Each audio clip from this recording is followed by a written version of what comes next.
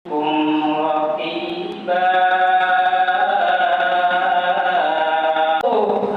কাছে তওবা করো, আল্লাহ মাফ করে দিবেন। ভুলে জিনা করে ফেলছো, মসজিদে আসো, নামাজ পড়ো, আল্লাহর কাছে তওবা করো, আল্লাহ গুনাহগুলো মাফ করে দিবেন। যত গুনাহ করো না কেন, সব গুনাহ আল্লাহর কাছে রুজু হও, মসজিদে আসো। এই বর্তমান পরিস্থিতিতে গুনাহ করার সময় আপনার আমার যদি মন থাকে, আল্লাহ কিন্তু আমাকে দেখেন, তাহলে আর গুনাহ করার কথা আপনার আমার অন্তরেও আসবে না। আপনি আমি হাত বাড়াবো না গুনাহ করার জন্য।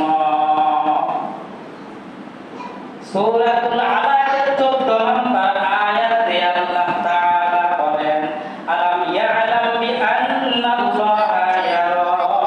আল্লাহ বলে, বান্দা তুই যে গুনাহ করস, তুই কি জানোস না আল্লাহ কিন্তু তোমাকে দেখে।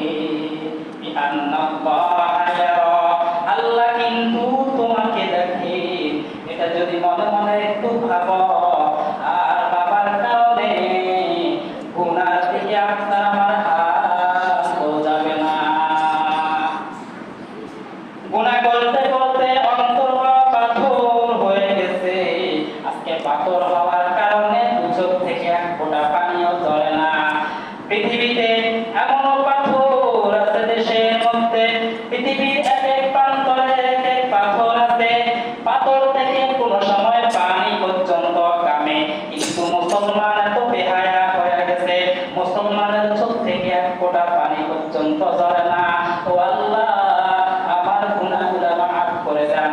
এই কথাটুকু বলার মতো আপনার আমার তৌফিক হয় না। নবীজি বলেন, ইবকু ইবকু ওয়া ইল্লাম তাবু